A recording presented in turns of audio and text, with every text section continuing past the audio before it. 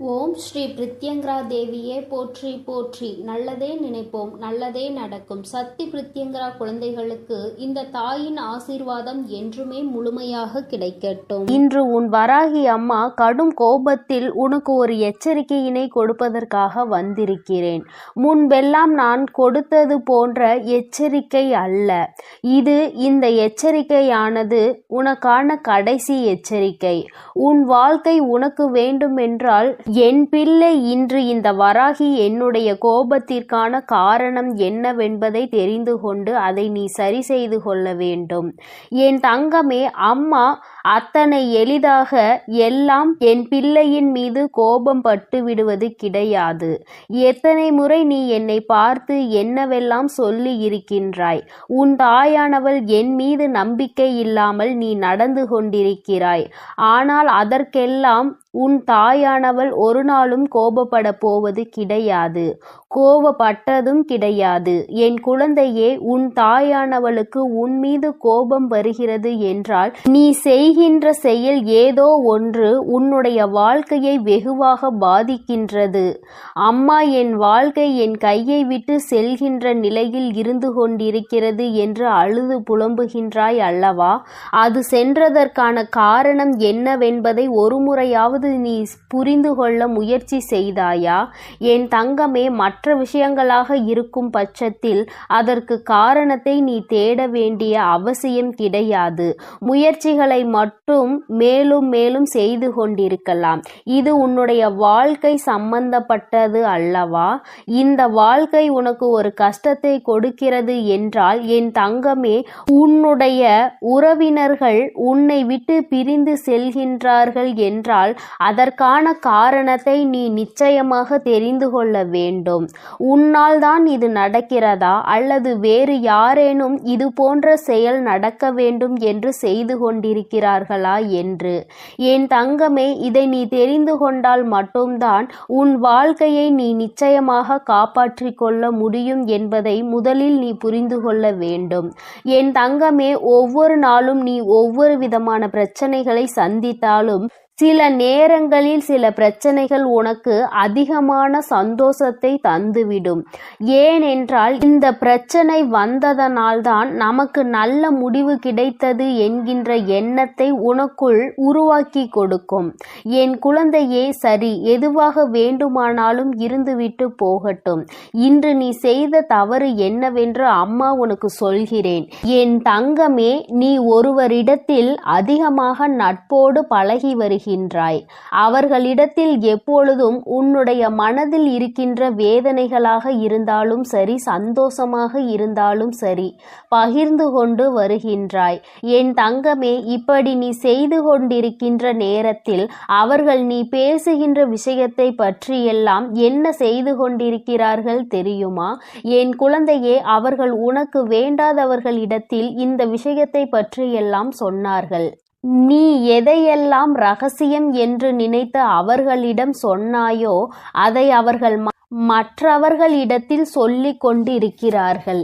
என் பிள்ளையே, நீயோ இதை பற்றி அறியாமல் மீண்டும் மீண்டும் அவர்களிடத்தில்தான் எல்லா விஷயங்களையும் சென்று சொல்லிக் கொண்டிருக்கிறாய். இதனால் இன்று உன் வாழ்க்கையில் நடந்த மிக பெரிய பிரச்சனை என்ன தெரியுமா? என் தங்கமே, நீ உன்னுடைய துணையை பற்றி பேசிய சில விஷயங்கள் எல்லாம், அதாவது நீ சந்தோஷமாக இருக்கும் பொழுது பேசிய வார்த்தைகளை தவிர்த்து நீ உனக்கும் உன் துணைக்கும் இடையில் பிரச்சனைகள் ஏற்படும் பொழுது அவர்களிடம் அதனை பற்றி சொன்ன விஷயங்கள் எல்லாவற்றையும் அப்படியே ஒன்றுவிடாமல் எல்லோரிடத்திலும் அவர்கள் சொல்லிவிட்டார்கள். இந்த வார்த்தைகள் எல்லாமே இப்பொழுது உன்னுடைய துணைக்கும் தெரிய வந்ததுதான் இப்பொழுது விளைவாக இருக்கிறது. இன்று உன் வாழ்க்கையில் ஏற்பட்டிருக்கின்ற இத்தனை பிரச்சனைகளுக்கும் காரணம். என் தங்கமே, நான் அவர்களை நம்பிதானே சொன்னேன்.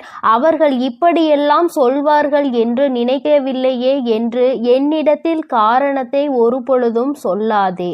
அம்மா 1000 முறை உனக்கு எச்சரிக்கை கொடுத்திருக்கிறேன். என் தங்கமே, எந்த ஒரு விஷயமானாலும் அதிலும் குறிப்பாக உன்னுடைய வாழ்க்கை துணையை பற்றிய விஷயங்களை யாரிடத்திலும் சொல்லாதே.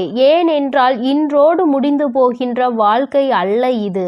உன்னுடைய வாழ்க்கை துணை உன்னோடு காலம் முழுவதும் பயணிக்க கூடியவர்கள். அவர்கள் உனக்கு எல்லா கஷ்ட நஷ்டங்களிலும், எல்லா துன்பங்களிலும், இன்பங்களிலும் உடன் இருக்கக்கூடியவர்கள்.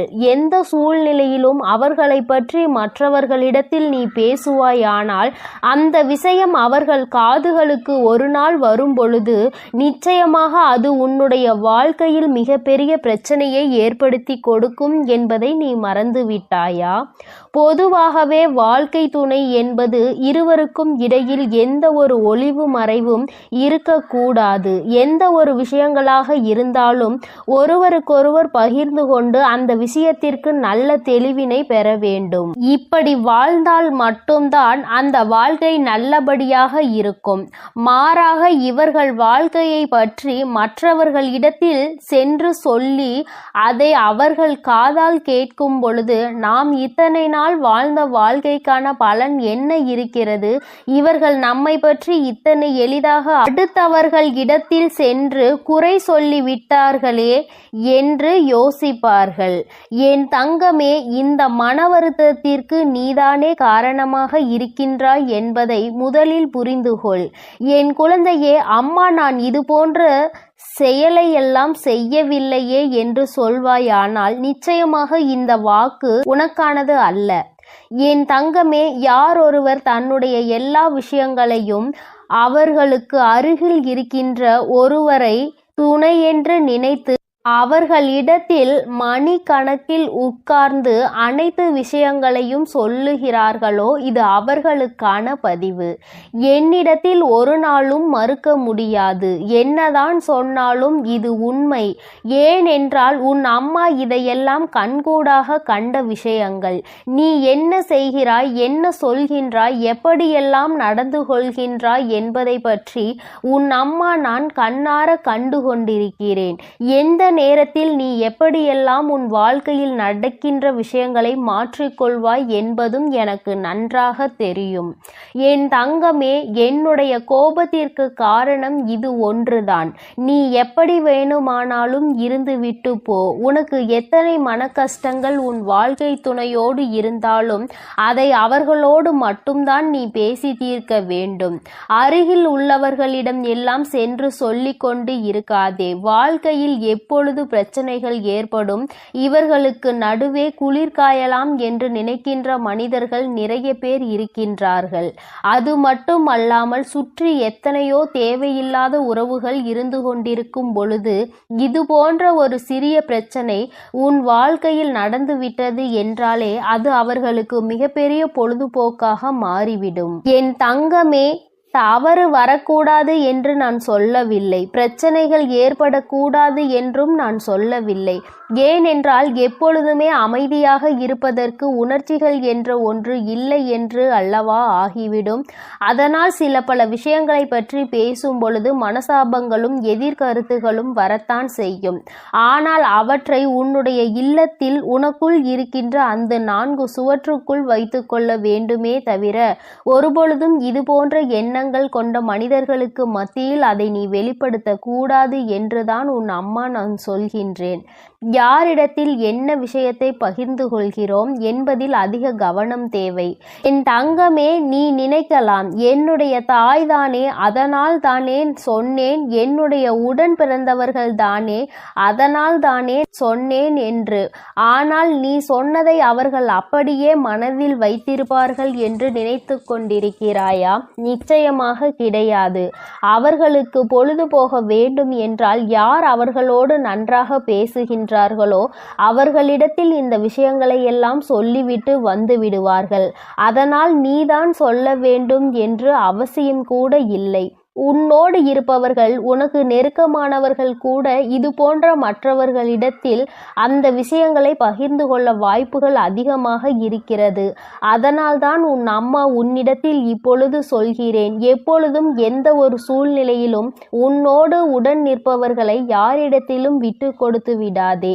குறிப்பாக மற்றவர்கள் முன்னிலையில் பேசும் பொழுது அதிகமான கவனம் வேண்டும். அவர்களுக்கென்று இருக்கின்ற மரியாதையை யார் முன்னிலையிலும் நீ விட்டு கொடுத்து விடக் கூடாது. என் தங்கமே, இன்றாவது இந்த அம்மாவினுடைய கோபத்திற்கான காரணத்தை நீ புரிந்து கொண்டிருப்பாய் என்று நினைக்கின்றேன். ஒருவருக்கொருவர் விட்டு கொடுத்து வாழ்க்கையில் எல்லா கஷ்டங்களிலும் பங்கெடுத்து கொண்டு வாழ வேண்டும். ஒருபொழுதும் மற்றவர்கள் முன்னிலையில் விட்டு கொடுக்க கூடாது. அவர்கள் என்னதான் சொன்னாலும் அதற்கு ஒருபொழுதும் தலை சாய்த்து விடக்கூடாது. காலம் முழுவதும் இவர்களோடு உனக்கு பயணம் இருக்கின்றது என்பது உறுதியானால் நிச்சயமாக இது போன்ற செயல்களில் நீ ஒருபொழுதும் ஈடுபட மாட்டாய். இதுவரை உன் வாழ்க்கை எப்படி இருந்தாலும் அதை பற்றி கவலை இல்லை. இனிமேலாவது இது போன்ற விஷயங்களை உன் வாழ்க்கையில் திருத்திக்கொள். தவறு உன் பக்கம் இருக்கிறது என்று தெரிந்தால் தயங்காமல் மன்னிப்பு கேள். யாரிடத்திலும் உன் கஷ்டங்களை சொல்லி ஆலோசனை தேடாதே. என் தங்க பிள்ளையே, உனக்காக இந்த வராகி அம்மா இருக்கும் பொழுது நீ எதற்காகவும் கலங்க வேண்டாம். எதை நினைத்தும் வருந்த வேண்டாம். நீ நல்லதையே நினை. உன் வாழ்வில் எப்பொழுதும் உன் அம்மா உனக்கு நல்லதை மட்டுமே செய்து கொடுப்பேன். என் அன்பு பிள்ளையே, நீ அழுதது எல்லாம் போதும். என் தங்கமே, நீ அழுத காலம் எல்லாம் முடிந்து உன்னுடைய கஷ்ட காலங்களுக்கு எல்லாம் முடிவினை தருவதற்காக உன் அம்மா இன்று வந்திருக்கின்றேன். என் தங்கமே, நீ நினைக்கலாம், அம்மா கஷ்ட காலம் என்றுதான் முடிய போகிறது, நீயும் முடிந்துவிடும் என்று சொல்லிக் கொண்டே இருக்கின்றாய். ஆனால் என் வாழ்க்கையில் எந்த மாற்றங்களும் நடந்தது போல இல்லையே என்று என் பிள்ளை நீ நினைக்கின்றாய் அல்லவா? என் தங்கமே, ஒரு விஷயத்தை மட்டும் நீ தெளிவாக புரிந்து கொள்ள வேண்டும். வாழ்க்கையில் கஷ்டங்கள் என்பது நீயாகவே உனக்குள் சுமப்பது. கஷ்டங்கள் இல்லாத வாழ்க்கை என்று யாருக்கும் கிடையாது. அதை தன்னுடைய மனதில் சுமந்து கொண்டு செல்பவன் காலம் முழுவதும் அந்த கஷ்டத்தில் இருந்து மீண்டு வர முடியாமல் தவித்து நிற்கின்றான். யார் ஒருவர் இந்த கஷ்டங்களை தன்னுடைய அறிவுக்கு கொண்டு சென்று அதிலிருந்து நம்மால் எப்படி வெளிவர முடியும் என்று யோசிக்கின்றார்களோ அவர்கள்தான் அந்த கஷ்டங்களில் இருந்து மிக விரைவாகவே வெளியில் வர முடியும். இன்று உன் அம்மா இந்த தாயின் வாக்கினை கேட்கும் வரை உனக்காக நான் நிச்சயமாக காத்து கொண்டிருப்பேன் என்று சொன்னதற்கு ஒரு காரணம் இருக்கிறது. ஏனென்றால் என் குழந்தைக்கு விடியலில் எத்தனை நல்லதாக இருந்தாலும் 1008 குழப்பங்கள் 1008 மனக்கசப்புகள் என்று எப்பொழுதுமே மனவேதனையை சுமந்து திரிந்து கொண்டிருக்கின்றாய். அப்படி இருக்கின்ற உனக்கு வாழ்க்கையில் எது நல்லது எது கெட்டது என்று சரியான முடிவினை சரியான நேரத்தில் எடுக்க முடிவதில்லை. சரியான நேரத்திற்கு சரியான இடத்திற்கு செல்வதற்கு கூட உன்னால் முடியவில்லை. இது போன்ற சூழலில் இருக்கும் பொழுது முடிவுகளை மட்டும் எப்படி சரியாக எடுக்க முடியும்? என் குழந்தையே, நீ நினைக்கின்றாய், அது மட்டும் அல்லாமல் சுற்றி நடக்கும் அத்தனை விஷயங்களும் உனக்கு மனதிற்கு ஏதோ ஒரு நெருடலை என்னாலும் தந்து கொண்டே இருக்கிறது. எதுவாக இருந்தாலும் நாம் சமாளித்து கொள்ளலாம் என்ற எண்ணம் உனக்குள் இப்பொழுதுதான் வர தொடங்கி இருக்கின்றது. இத்தனை நாட்களும் நீ பட்ட கஷ்டங்கள் ஏராளம், நீ அனுபவித்த சோதனைகள் ஏராளம், மன குழப்பங்கள் ஏராளம். என் குழந்தையின் மனதிற்குள் ஒவ்வொரு விஷயத்தையும் போட்டு குழப்பிக் கொள்ளும் பொழுது நிச்சயமாக உன்னுடைய மனது என்ன யோசிக்கின்றது, எதை பற்றி சிந்திக்கிறது என்பதை ஒரு தாயாக என்னால் நிச்சயமாக உணர்ந்து கொள்ள முடியும். என் தங்கமே, ஒவ்வொரு நாளும் உனக்கு இருக்கின்ற அத்தனை விதமான எண்ணங்களையும் ஒன்று திரட்டி நீ சோகத்தின் வழியே நடக்க தொடங்குகின்றாய். ஆனால் அத்தனை கவலைகளையும் தூர எறிந்துவிட்டு சந்தோஷமான பாதையில் செல்ல வேண்டும் என்று நீ ஒரு நாளுமே நினைப்பதில்லை. ஒரு விஷயத்தை தெளிவாக புரிந்துகொள். தினமுமே விடியல் என்ற ஒன்று இருக்கிறது. இந்த விடியலில் உனக்கான வாழ்க்கை என்ற ஒன்றும் இருக்கிறது. அந்த வாழ்க்கையில் 1000 மனக்கசப்புகள் இருக்கிறது, 1000 சந்தோஷங்கள் காத்து கொண்டிருக்கிறது, கோபதாபங்கள் இருக்கிறது, மனவேதனைகள் இருக்கிறது, எல்லாவற்றிற்கும் தீர்வும் இருக்கிறது. அதனால் ஒவ்வொரு நாளும் இந்த வாழ்க்கை உனக்கென்று இருக்கிறது என்பதை புரிந்துகொள். எதிலிருந்து தப்பித்தாலும் இதிலிருந்து தப்பிக்க முடியாதல்லவா? இந்த வாழ்க்கையை சந்தோஷமாக நீ வாழ்ந்துதானே ஆக வேண்டும். இந்த வாழ்க்கையில் உனக்கு கிடைத்த பல நல்ல விஷயங்களை எல்லாம் உன்னுடைய மனதிற்குள் நீ வைத்துக்கொண்டு எதையெல்லாம் உனக்கு தேவையில்லாத விஷயங்களோ அவை எல்லாவற்றையும் தூர தூக்கி எறிந்துவிட்டு நீ எப்பொழுதுமே சந்தோஷமாக இருப்பதற்கு பழக வேண்டும். என் தங்கமே, சந்தோஷம் என்பது எங்கே இருக்கிறது என்று நீ யோசிக்காதே. என் தங்கமே, சந்தோஷம் என்ற ஒன்று எல்லோருக்குமே ஒரு நாள் வாழ்க்கையில் கிடைக்கும். அதற்கு முன்னால் ஏற்படக்கூடிய அனைத்து கஷ்டங்களுமே அந்த சந்தோஷத்தை உனக்கு வெளிக்கொண்டு வருவதற்காக தான் என்பதை நீ புரிந்து கொள்ள வேண்டும். என் குழந்தையே, ஒவ்வொரு நாளும் நீ ஒவ்வொரு விதமான கஷ்டங்களை அனுபவித்து அதிலிருந்து ஒவ்வொரு விதமான சந்தோஷங்களையும் சேர்த்துதான் கற்றுக்கொண்டு வெளியில் வருகின்றாய். இன்று உனக்கு நல்லதை பேசுகிறார்கள் என்று நினைப்பவர்கள் நாளையே உன் வாழ்க்கையில் கஷ்டங்களை கொடுக்கின்றார்கள். இப்படி ஒவ்வொரு நாளும் உனக்கு மன கஷ்டங்களையும் மனக்கசப்புகளையும் கொடுத்துவிட்டு அவர்கள் மட்டும் அங்கே நன்றாக இருக்க முடியும் என்று நினைக்கின்றாயா?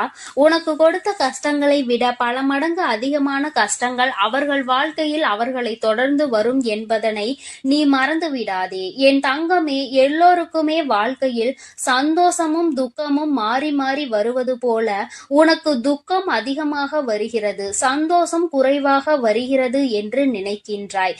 என் தங்கமே, முதலில் கண்ணீர் சிந்துவதை நிறுத்து. அதை உன்னுடைய மிகப்பெரிய பலவீனம். அந்த பலவீனம் உனக்குள் இருப்பதனால் என்னவோ வாழ்க்கை முழுவதும் என் குழந்தை நீ கண்ணீரையும் காயங்களையும் சந்தித்து கொண்டே இருக்கின்றாய்.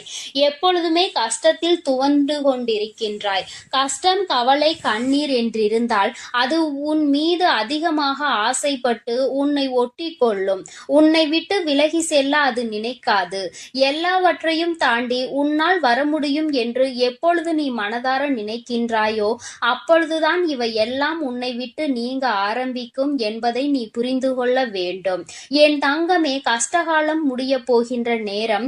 உன் வாழ்க்கையில் உனக்கான பல நல்ல விஷயங்கள் எல்லாம் நடக்க தொடங்கும்.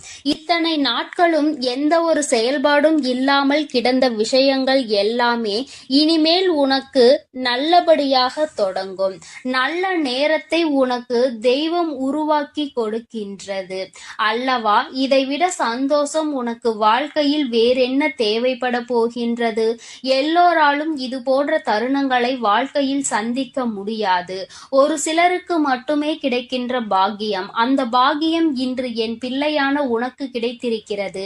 என் தங்கமே, உன்னுடைய கண்ணீரை தனக்கு சாதகமாக பயன்படுத்த ஒரு கூட்டமே அங்கே அலைமோதி கொண்டிருக்கின்றது. நீயும் அவர்களுக்கு ஏற்றாற் போல ஒருபொழுதும் நடந்து கொள்ளாதே. மனதை உருக்கி கண்ணீரை வெளியில் வழிகின்ற அளவிற்கு நிலை வந்தாலும் என் தங்கமே, உன்னுடைய கஷ்டங்களை நீ உனக்குள்ளே வைத்து கொண்டு தெய்வத்திடம் முறையிடு. தேவையில்லாத மனிதர்களிடம் எந்த ஒரு விஷயங்களையும் எப்பொழுதுமே பகிர்ந்து கொள்ளாதே. உண்மையான நட்பு, உண்மையான அன்பு என்று ஒரு உறவு இருக்கிறது என்றால் அவர்களிடத்தில் மட்டுமே நீ பகிர்ந்து கொள்ள வேண்டும். யார் ஒருவர் உன்னுடைய கஷ்டங்களை கேட்க காத்து கொண்டிருக்கிறார்களோ அவர்களிடத்தில் ஒரு நாளும் இது போன்ற விஷயங்களை நீ பேச துணியாதே. என் தங்கமே, ஆபத்தில் உதவி செய்ய வரமாட்டார்கள். ஆனால் நீ என்ன செய்கிறாய் என்பதை பார்த்து உன்னை கேலியும் கிண்டலும் மட்டும் எப்பொழுதுமே குறையாமல் செய்து கொண்டிருப்பார்கள். அவர்களினுடைய இந்த தவறான எண்ணங்களை அவர்களே அனுபவிப்பார்கள். அவர்களுக்கு அதற்கான தண்டனை கிடைக்க போகிறது என்பதை நீ முதலில் புரிந்து கொள்ள வேண்டும். மற்றவர்கள் முன்னிலையில் ஒரு நாளும் கண்ணீர் சிந்தி என் குழந்தையே, உன் வாழ்க்கையில் உனக்கு இருக்கின்ற கஷ்டங்களை வெளிப்படுத்தாதே என்று இந்த அம்மா உனக்கு சொல்கின்றேன். மிக முக்கியமான விஷயம் என்ன தெரியுமா? கணவன் மனைவி உறவுகளுக்கிடையில் 1000 பிரச்சனைகள் இருக்கலாம். ஆனால் அவை இன்று ஆரம்பித்து நாளை முடியும். ஒரு சிலருக்கு அடுத்த நொடியே முடிந்துவிடும். ஒரு சிலருக்கு 2 நாட்கள் எடுத்துக்கொள்ளும். ஒரு சிலருக்கு சில மாதங்கள் எடுத்துக்கொள்ளும். ஆனால் என் தங்கமே, நீ இந்த பிரச்சனைகளை எப்பொழுதும் வெளியில் சொல்லி உன்னுடைய மன கவலையை கொட்டி தீர்க்காதே. ஏனென்றால் இந்த உறவு என்பது இன்றோடு முடிய போவது கிடையாது. மீண்டும் அதிகமான அன்போடு தொடரக்கூடிய உறவானது இது. பிரச்சனைகளை வெளிக்காட்டி மற்றவர்களுக்கு அதன் மூலமாக குதூகலத்தை ஏற்படுத்துவதை விட, உன்னுடைய துணை மனவேதனை ஏற்படுத்துவதை விட ரகசியமாகவே வைத்திருந்தால் மீண்டும் இந்த உறவினுடைய ஒற்றுமை உனக்கு அதிகரிக்கும் என்பதை மறந்து விடாதே. யாரை பற்றிய ரகசியங்களையும் வெளியில் சொல்லாமல் இருக்க வேண்டும் என்றுதான் அம்மா சொல்கின்றேன். அதிலும் குறிப்பாக உன்னுடைய வாழ்க்கை துணை ரகசியங்களை எந்த ஒரு சூழ்நிலையிலும் வெளியில் சொல்லிவிடாதே. அதுவே உன் வாழ்க்கைக்கு மிகப்பெரிய அமைதியை கொடுத்து விடும். என் செல்ல குழந்தையே, இந்த வராகி அம்மாவினுடைய ஆசீர்வாதங்கள் உனக்கு எப்பொழுதும் முழுமையாக கிடைக்கும். என் தங்கமே, அதனால் நீ எதற்காகவும் கலங்காதே, எதை நினைத்தும் வருந்தாதே. நீ நல்லதையே நினைத்தால் உன் வாழ்வில் எல்லாம் உனக்கு நல்லதாக மட்டுமே நடக்கும். என் அன்பு குழந்தையே, வெற்றி செய்தி உன்னை தேடி வந்திருக்கிறது. இந்த வராகி இன்று உனக்கு வெற்றி செய்தியினை மனமாற கொண்டு வந்திருக்கின்றேன். என் குழந்தையே, உன்னுடைய வேண்டுதல்கள் எல்லாம் இந்த தாயானவளிடம் பலித்து விட்டது. ஏன் தெரியுமா? நீ இந்த வராகி என்னுடைய அன்பினை முழுமையாக பெற்று விட்டாய். என் தங்கமே, நீ என் அன்பினை முழுமையாக பெற்றிருப்பதால் மட்டுமேதான் என் வாக்கினை உன்னால் கேட்க முடிகிறது. நீ ஒரு முறை சிந்தித்து பார், இந்த வராகியானவள் எப்படி உன் வாழ்க்கைக்குள் நுழைந்தாள், அவள் எப்படி இப்பொழுதெல்லாம் தினம் தினம் உன்னோடு பேசிக் கொண்டிருக்கிறாள் என்று. எல்லா பூஜைகளிலும் நீ யாருக்கு செய்தாலும் செய்யாவிட்டாலும் என்னை ஒருபோதும் நீ மறக்காமல் இருக்கின்றாய். நான் உன்னிடம் கேட்டதையும் கேட்காததையும் தினமும் எனக்கு அள்ளி அள்ளி கொடுக்கின்றாய். என் தங்கமே, நீ என் மனதிற்குள் நீங்காத இடத்தில் இப்பொழுது அமர்ந்து விட்டாய். என் குழந்தை என் மீது எத்தனை அன்பு கொண்டிருக்கிறது என்பதை நான் இப்பொழுது புரிந்து கொண்டேன். என் குழந்தை இவையெல்லாம் எனக்கு செய்யுமா செய்யாதா என்று மனதளவில் கூட நான் சந்தேகப்படவில்லை. ஏனென்றால் என் குழந்தை எனக்கு செய்யும் என்று நன்றாக தெரியும் அல்லவா? நீ என் மீது எத்தனை அன்பு வைத்திருக்கிறாய் என்பதை நான் ஏற்கனவே பல முறை பல பஞ்சமிகளில் நீ எனக்கு செய்த பூஜைகளில் நான் புரிந்து கொண்டேன். என் குழந்தை, நிச்சயமாக இந்த வராகி இத்தனைக்கும் பிறகும் உன்னுடைய வேண்டுதல்களை நிறைவேற்றி தராமல் போய்விடுவேனா என்ன? என் குழந்தை, மனமுருகி என்னிடம் கேட்ட வேண்டுதல்களை எல்லாம் நான் நிச்சயமாக நிறைவேற்றி கொடுக்கின்றேன். நீ இந்த அம்மாவிடம் மனமுருகி கேட்டது, என்னிடம் உனக்கு தந்தே தீர வேண்டும் என்று கேட்டது, வாழ்க்கையில் ஏற்பட்ட பல மாற்றங்களுக்கான தீர்வினை கேட்டதும், உன்னை காயப்படுத்தியவர்களுக்கான தண்டனையை கேட்டதும், உன்னிடம் இருந்து கொண்டே உனக்கு துரோகங்களை செய்தவர்களுக்கான நல்ல பாடத்தினை கேட்டதும், இவை எல்லாவற்றையும் உனக்கு அம்மா நிறைவேற்றி கொடுக்கின்றேன். என் குழந்தையே, நீ ஆசைப்பட்ட வாழ்க்கை ஒன்றை உன் கைகளில் ஒப்படைக்க கேட்டிருக்கின்றாய். அதையும் நிச்சயமாக உனக்கு நான் ஒப்படைக்கிறேன். உன்னுடைய ஆசையிலும் நியாயங்கள் இருக்கிறது. என் குழந்தையின் ஆசையினை நிறைவேற்றுவதுதானே என்னுடைய முதல் கடமையாக இருக்கின்றது. அப்படி இருக்கும் பொழுது நான் உன்னுடைய வேண்டுதலை நிறைவேற்றி தராமல் போய்விடுவேனா என்ன? என் தங்கமே, நீ இப்பொழுது இருந்து நினைக்க வேண்டும், நம் தாயானவளிடம் நாம் வைத்த வேண்டுதல் பலித்து விட்டது. நிச்சயமாக அவள் நமக்கு கேட்டதை எல்லாம் கொடுத்து விடுவாள். சந்தோஷத்தை நமக்கு இன்று கொடுத்து விடுவாள் என்று நீ என் மீது கொண்டிருக்கின்ற அந்த நம்பிக்கையை நான் நிச்சயமாக வீணாக்கி விட மாட்டேன். என் குழந்தையே, உன் வாழ்க்கையில் நீ ஒரு புதிய உறவை வரவேற்க தயாராகி கொண்டிருக்கிறாய் என்பதையும் நான் முன்கூட்டியே உனக்கு தெரிவித்துக் கொள்கிறேன். உனக்கு தெரிந்தவரோ தெரியாதவரோ, ஏற்கனவே அறிமுகமானவரோ அறிமுகம் இல்லாதவரோ, யாராக வேண்டுமானாலும் இருக்கலாம். ஆனால் உன் வாழ்க்கையில் புதிய உறவு ஒன்று வரப்போவதனை உன் அம்மா இன்று உனக்கு உறுதி செய்கிறேன். நீ அதிகபட்சமாக என்னிடம் கேட்கின்ற வேண்டுதல் நல்லதொரு வாழ்க்கை துணை, ஏற்கனவே அமைந்த வாழ்க்கை நல்லபடியாக அமையவிருப்பதும், இனிமேல் செய்ய போகின்ற தொழில், ஏற்கனவே நடத்தி கொண்டிருக்கின்ற தொழிலில் எல்லாவற்றிலும் நல்ல முன்னேற்றம், கல்வியில் சிறப்பான முன்னேற்றம், இவற்றையெல்லாம் என் குழந்தை என்னிடம் கேட்கின்றாய். என் குழந்தையே, ஒவ்வொருவரின் வேண்டுதலும் இந்த தாயானவளிடம் வலுப்பெற்று நிச்சயமாக நிறைவேறப் போகின்றது. எதற்காக வருந்தி நின்றாயோ, எதற்காக எத்தனை வேதனை பட்டாயோ, அதற்கான நல்லதொரு மருந்தினை நிச்சயமாக என்னிடம் இருந்து பெறப்போகின்றாய். உனக்கு கிடைக்க போகின்ற பதில் எல்லாமே உன் வாழ்க்கையில் இனிமேல் நடக்கின்ற நல்ல விஷயங்களை உனக்கு உணர்த்தி காட்டுவதற்காக மட்டுமே என்பதை நீ மறந்து விடாதே. எல்லா விஷயங்களும் உனக்கு கிடைத்தாலும் கிடைக்காவிட்டாலும் இனிமேல் நடக்க இருக்கின்ற நாட்களில் நீ அடைய நினைப்பதை நிச்சயமாக அடைந்து விடுவாய். இந்த வராகியினை துணையாக கொண்டு விட்டாய் அல்லவா? என் மீது நம்பிக்கையை அதிகமாக வைத்து விட்டாய் அல்லவா? அப்படி இருக்கும் பொழுது இனிமேல் உன் வாழ்க்கையில் நல்ல விஷயங்களை நடத்தி காட்டுவதுதானே என்னுடைய முழு பொறுப்பாக மாறி இருக்கின்றது. நான் ஒருபோதும் உன்னை கைவிட மாட்டேன். நான் இனிமேல் எப்பொழுதுமே உன் கையை விடவே மாட்டேன். விட வேண்டும் என்றும் நான் நினைக்கவும் மாட்டேன். நீ அதனால் என் மீது கொண்டிருக்கின்ற நம்பிக்கையை இதுவரை எப்படி வைத்திருந்தாயோ அதுபோல இனிமேலும் வைத்திருந்து இந்த தாயின் மீது நம்பிக்கை கொண்டு என்னை கையெடுத்து எப்படி வணங்கி இருக்கின்றாயோ அது போலவே இருந்துவிடு. என் தங்கமே, அனைத்தையும் மாற்றி உன் கைகளில் நான் கொடுத்து விடுவேன். அதுவரையில் இந்த பொறுமை உனக்கு மிகவும் அவசியமானதாக மாறிவிட்டது. வேண்டுதல்கள் பலித்து விட்டது என்று அம்மா வாக்குறுதி கொடுத்து விட்டேன். இனிமேல் அதனை நிறைவேற்றாமல் நான் ஒருபோதும் ஓய்ந்து விட மாட்டேன் என்பதை நீ நினைவில் வைத்துக்கொள். சந்தோஷம் என்பது பிரச்சனை இல்லாமல் வாழ்க்கையை வாழ்வதில் கிடையாது. எவ்வளவு பிரச்சனைகள் தான் வந்தாலும் அதை சமாளித்து வாழ்வதுதான் உனக்கான சந்தோஷம் என்பதை நீ புரிந்து கொள்ள வேண்டும். சந்தோஷம் தானாக வந்துவிடும் என்று நினைத்து விடாதே. அனைத்தையும் தாண்டி கிடைப்பதற்கு பெயர்தான் சந்தோஷம் ஆகும். என் குழந்தையே, அது இனி உன் வாழ்க்கையில் நிரந்தரமாக உனக்கு கிடைக்க போகின்றது.